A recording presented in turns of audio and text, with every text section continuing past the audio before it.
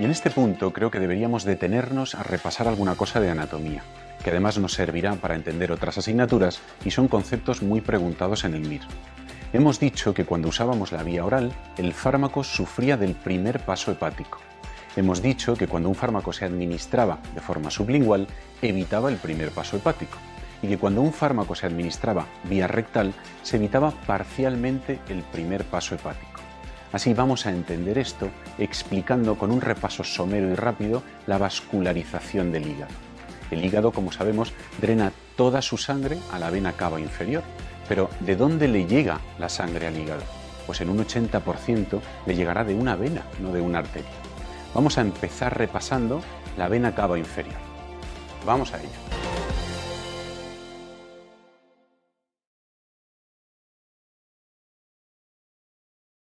La vena cava inferior recogerá toda la sangre de la parte inferior del tronco. Se formará a nivel de la quinta vértebra lumbar, por la confluencia de dos colectores principales, la vena ilíaca primitiva derecha y la vena ilíaca primitiva izquierda. Ascenderá a la derecha de la aorta y a la derecha de la línea media, en el retroperitoneo hasta el diafragma. De ahí pasará al tórax y terminará desembocando en la aurícula derecha. La vena ilíaca primitiva se formará por la vena ilíaca externa, que recogerá sangre del miembro inferior, y por la vena ilíaca interna, que recoge sangre de la pelvis.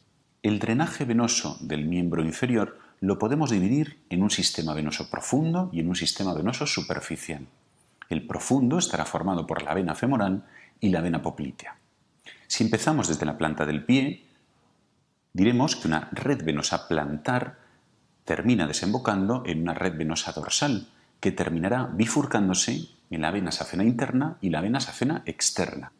La vena safena externa, recordemos, es retromaleolar. La vena safena interna va a ascender por delante del maleolo tibial, es premaleolar. La safena externa se hará profunda y desembocará en la vena poplitea, y esta en la vena femoral. La vena safena interna desembocará directamente en la vena femoral.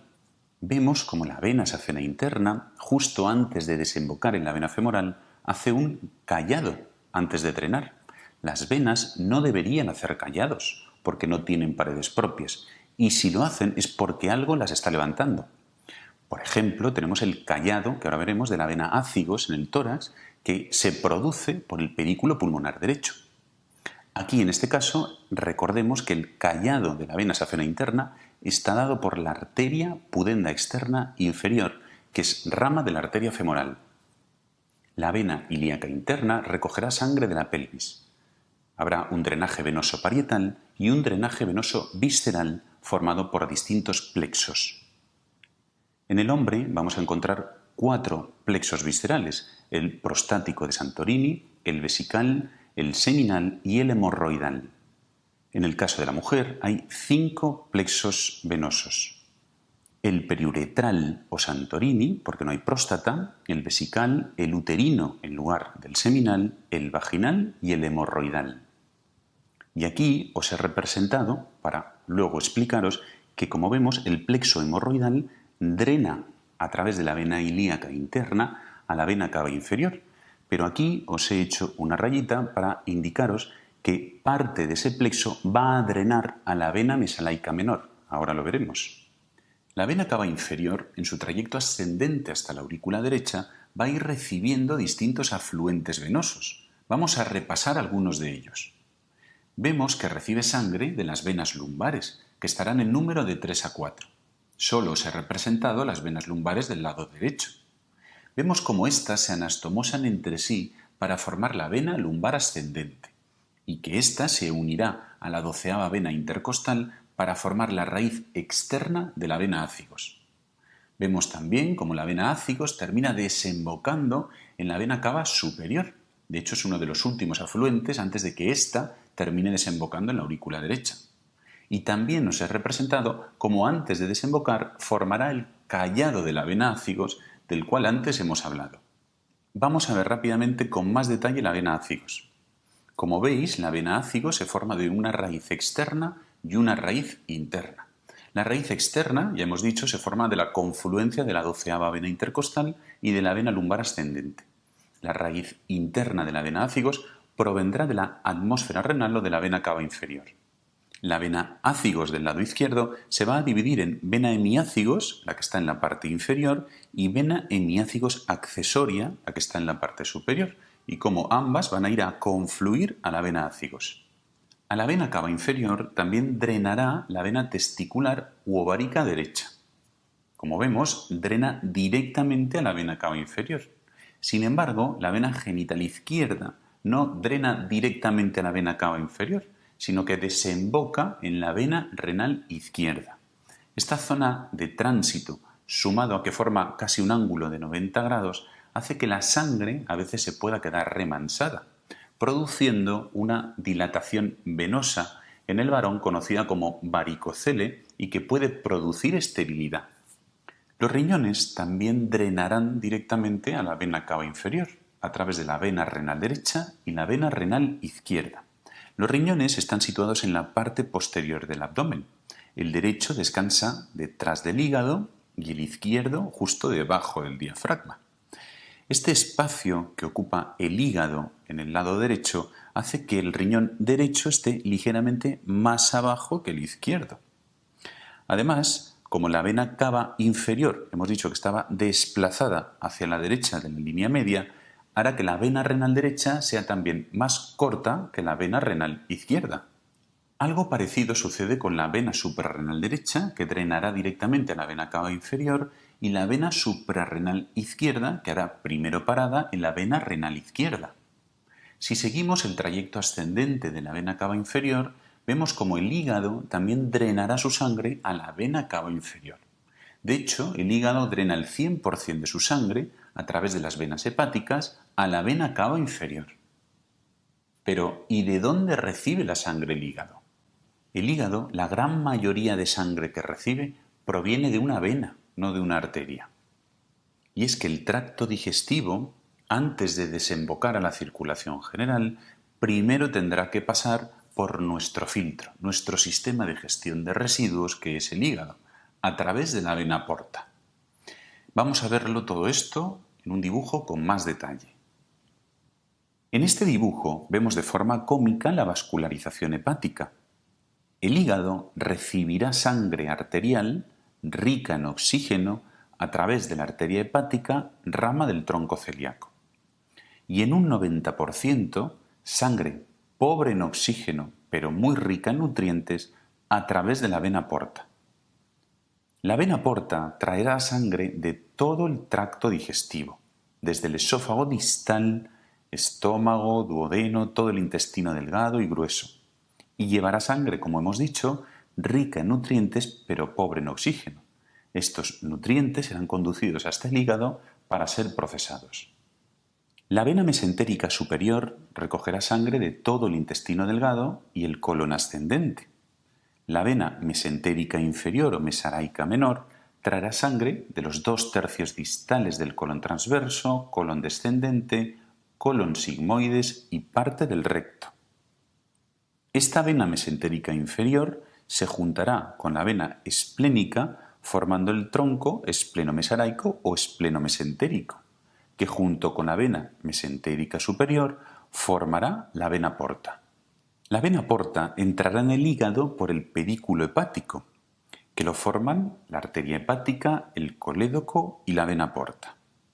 Y es aquí, en el hígado, donde un porcentaje del fármaco o la totalidad del fármaco, según si tiene un alto metabolismo hepático o no, se podrá inactivar o alterar por una serie de enzimas que luego veremos.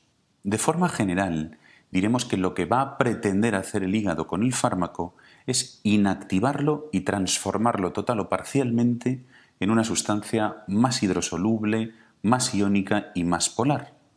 ¿Y para qué? Pues ya veremos después que se hace con la intención de poder llevarlo hasta el riñón, que el riñón me lo acepte y que el riñón me lo elimine. Si tras ese proceso de transformación hepática el fármaco siguiese manteniendo un carácter liposoluble, lo eliminará el propio hígado vía biliar, intestino y heces. Tras procesarse la sangre que le llega por la vena porta, el hígado mandará el 100% de la sangre que le llega a través de las venas hepáticas a la vena cava inferior. Y aquí os he puesto que las venas hepáticas son sostén del hígado. Os lo he puesto porque alguna vez lo han preguntado. Y es que las venas hepáticas son el principal medio de sostén del hígado. Lo que sujeta el hígado no es una fascia, ni un meso, ni un ligamento. El principal medio de sostén del hígado es el pedículo suprahepático. Y ahora la vena cava inferior drenará a la aurícula derecha, ventrículo derecho y de ahí por la arteria pulmonar a los pulmones. La sangre se oxigena y volverá a la aurícula izquierda, de ahí al ventrículo izquierdo y desde ahí por la arteria aorta el fármaco se podrá distribuir por todo el organismo. Con estas líneas rojas os he pretendido representar lo que serían las carótidas y cómo la sangre viajaría hasta el cerebro y volvería por la vena cava superior. Recordad que ya hicimos un vídeo de la arteria carótida. El sistema circulatorio lo podremos dividir en circulación mayorosistémica y circulación menoro-pulmonar. Y ahora que ya hemos repasado la anatomía, con todo lo que ya sabemos, vamos a repasar lo que hemos estudiado de las vías de administración y qué es esto del primer paso hepático. Mirando el dibujo, si yo os pregunto, ¿qué ocurre si nosotros administramos un fármaco por vía oral?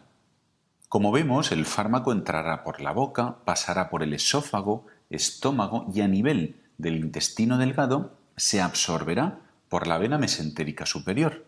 Recordad que habíamos dicho que los fármacos ácidos leves se absorbían mejor en medios ácidos, como el estómago, y que los fármacos con un carácter básico leve se absorbían mejor en medios alcalinos, como el duodeno. El fármaco viajará por la vena porta hasta el hígado y allí sufrirá lo que se conoce como primer paso hepático, y es que ha tenido que pasar en primer lugar por el hígado antes de poder llegar a la circulación general. Allí, en el hígado, un porcentaje del fármaco posiblemente se inactivará por acción enzimática, con lo que el porcentaje de fármaco que finalmente alcanzará intacto la circulación general se va a reducir. Por ejemplo, nos pueden decir que la biodisponibilidad de un fármaco por vía oral es del 75%. Es decir, que solo el 75% del fármaco administrado llegará intacto a la circulación general y solo ese 75% es el que podrá tener acción farmacológica. ¿Y ahora qué ocurre si administramos un fármaco por vía sublingual?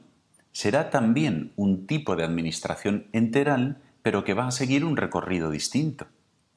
El fármaco entrará por aquí, a la vena cava superior, aurícula derecha, pulmones, ventrículo izquierdo y a la circulación general. Por eso dijimos que la vía sublingual era una vía rápida que evitaba el efecto del primer paso hepático y consecuentemente llegará más porcentaje de fármaco inalterado a la circulación general.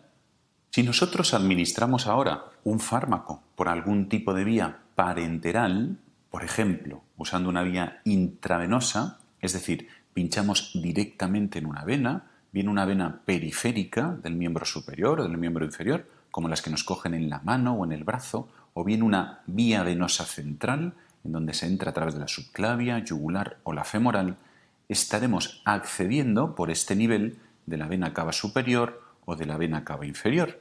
Y como vemos, estamos administrando directamente el fármaco al torrente sanguíneo, con lo que la biodisponibilidad del fármaco por vía intravenosa, como ya dijimos, es del 100%.